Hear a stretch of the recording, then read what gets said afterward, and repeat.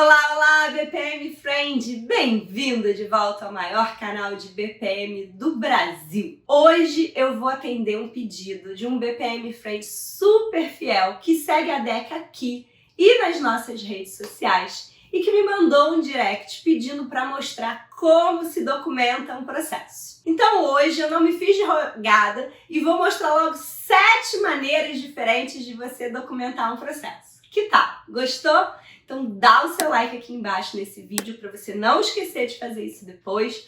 Compartilhe esse vídeo com os outros BPM Friends. Ajuda o canal da Deca a crescer cada vez mais. Já somos mais de 17 mil BPM Friends e ainda podemos crescer muito, muito mais. E vamos lá descobrir como é que a gente pode documentar um processo.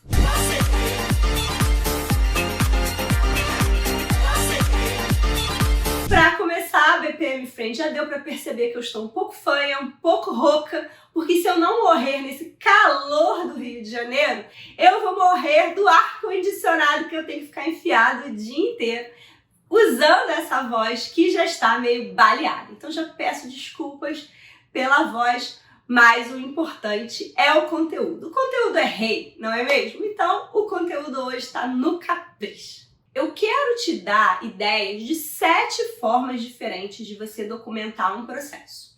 A primeira delas, eu acho que vocês já conhecem de trás para frente, de cós salteado, é o fluxo ou o modelo do processo. É uma representação gráfica, visual do processo, que tem como objetivo apresentar o passo a passo de execução daquele processo e que normalmente é representado usando alguma linguagem de modelagem de processos, como, por exemplo, a notação BPMN. Eu posso documentar um processo, André, e entregar para o meu cliente só o fluxo do processo?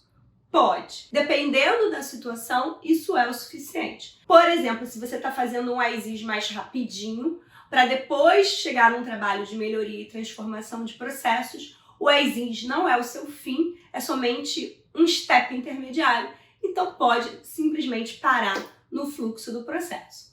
Em outras situações onde você precisa de uma documentação mais completa, você pode ter que adicionar a esse fluxo do processo um descritivo do processo ou um manual do processo, por exemplo. Vamos falar disso já já.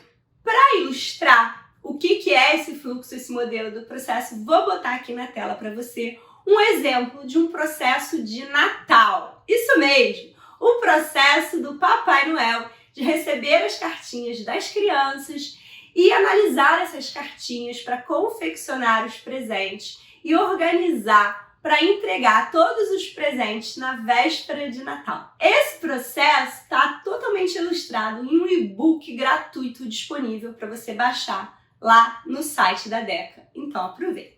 A segunda forma que a gente tem para documentar um processo é o CIPOC. CIPOC é uma sigla que significa Supplier, Input, Process, Output, Customer. O CIPOC pode ser feito em formato gráfico ou de tabela. Inclusive tem um vídeo anterior aqui do canal, eu vou deixar o link aqui embaixo na descrição, onde eu explico em detalhes o CIPOC e você pode ir lá conferir se tiver alguma dúvida. A ideia do CIPOC aqui é que ele pode ser usado para resumir o que entra, o que sai de um processo e as principais atividades de um processo. A gente usa muito o CIPOC quando a gente quer entender as fronteiras, os limites entre os processos, mas não é um tipo de documentação obrigatória de ser construída quando você está modelando um processo, por exemplo. Então ele tem alguns usos quando tem uma necessidade. Então, quando a empresa está confusa sobre a sua cadeia de valor, não tem um trabalho ainda de cadeia de valor e arquitetura de processos, e pode precisar ali delimitar onde começa um processo e termina o outro, o CIPOC pode ser muito útil nesse contexto. Vamos lá ver também um exemplo do CIPOC em cima do processo de Natal. Supplier, vamos imaginar que a gente está falando aqui dos fornecedores de plástico e de pelúcia. Input, a gente precisa receber as cartas com os pedidos de presentes de Natal e, claro, a matéria-prima para preparar os presentes, então esse plástico e essa pelúcia que vem dos fornecedores. O processo, resumidamente, em 4 grandes atividades, tem enviar cartas, analisar cartas, fabricar presentes e entregar presentes. O principal output, ou seja, a principal saída desse processo, é o presente de Natal. E o cliente, para quem vai esse output, para quem vai essa entrega, são as crianças que mandaram a cartinha para o Papai Noel. Então agora vamos para a terceira forma de documentar um processo, que é através dos descritivos. O descritivo nada mais é do que um texto narrativo resumindo os objetivos do processo, quem são os atores que participam daquele processo, o que acontece ao longo do fluxo de execução daquele processo. Não existe uma regra, um modelo padrão de como descrever um processo. Normalmente, cada empresa cria as suas próprias convenções e isso vai ficar documentado no documento de diretrizes de modelagem de processo da empresa. O legal do descritivo é que no texto corrido você pode colocar links para os documentos ou os artefatos que você está citando e a pessoa pode clicar e navegar e consultar aquele documento.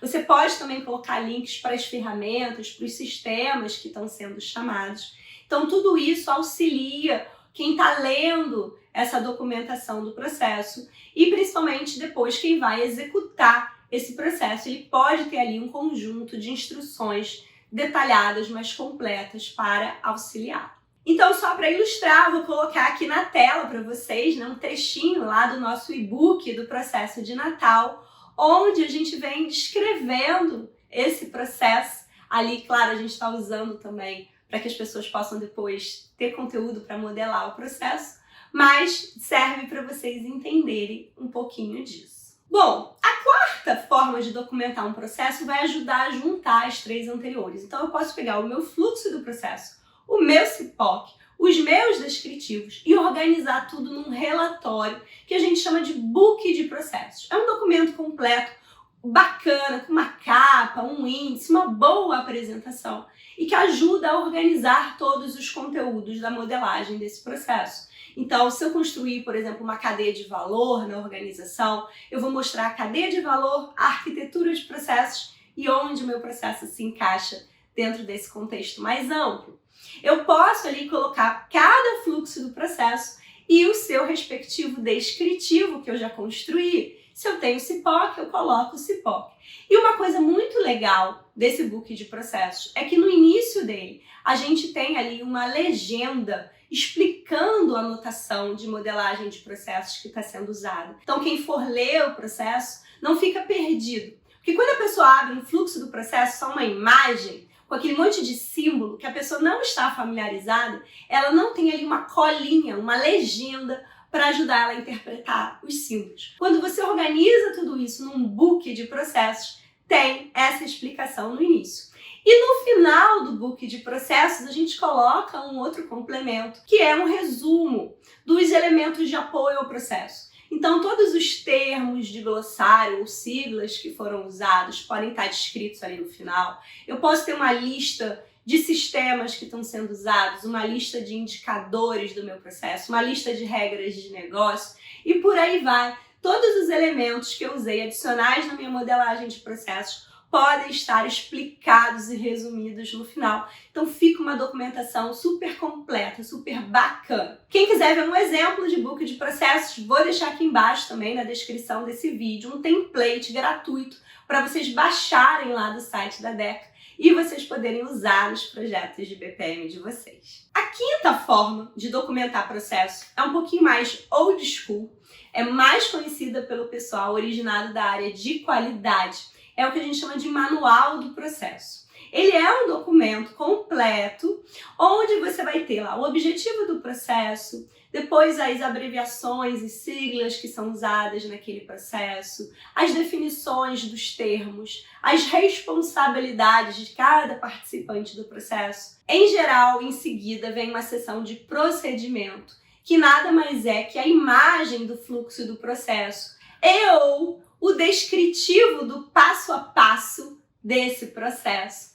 E no final você ainda tem algumas seções complementares ali com anexos e históricos de revisões. Então, normalmente é um modelo de documento que segue um padrão ISO, na maior parte das vezes, e que muita empresa que precisa tirar a certificação de qualidade ainda usa para documentar um processo. André, o manual do processo substitui o fluxo do processo? Não, BPM Friend. Você pode sim colocar o seu fluxo do processo dentro do manual do processo, mas você não elimina a representação visual, gráfica do processo, porque tentar entender os processos somente através de uma descrição textual e linguagem natural não é o suficiente. A sexta forma, muito bacana da gente documentar um processo, é criando um portal de processos. O que é isso? Você pega a sua modelagem do processo que você fez na sua ferramenta de modelagem. As ferramentas de modelagem mais completinhas permitem você ter uma opção de exportar em HTML. Quando você usa essa opção de exportar em HTML, ela vai salvar o seu processo em formato HTML, que é um formato de navegação de uma página web.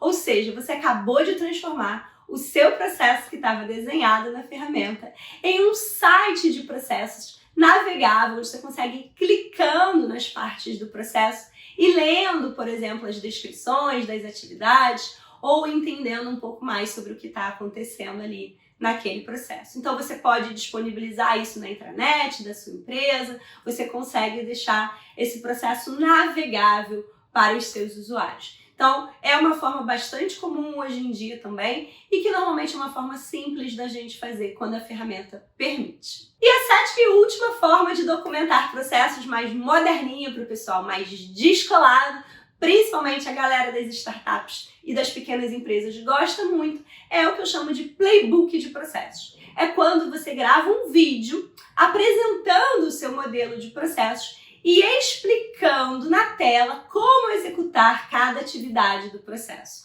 Então, ao invés de ter um manual com várias páginas, descrevendo textualmente o passo a passo de como fazer aquilo, você transforma isso em um ou mais vídeos que as pessoas podem assistir e aprender com exemplos na tela de uma forma muito mais ilustrada, muito mais rica, que fica muito mais fácil o aprendizado. Então essa forma tem conquistado alguns adeptos e parece que está crescendo por aqui no Brasil também. BPM Friend, para fechar, eu quero saber de você quais formas você costuma usar para documentar os seus processos. Comenta aqui embaixo na descrição desse vídeo para mim, deixa seu like, deixa sua inscrição, seu subscribe, ativa o sininho, acompanha a Deca nas redes sociais, Instagram, LinkedIn, para a gente poder ficar mais pertinho. E não deixa de acompanhar o nosso DecaCast, que sai toda segunda-feira nas principais plataformas.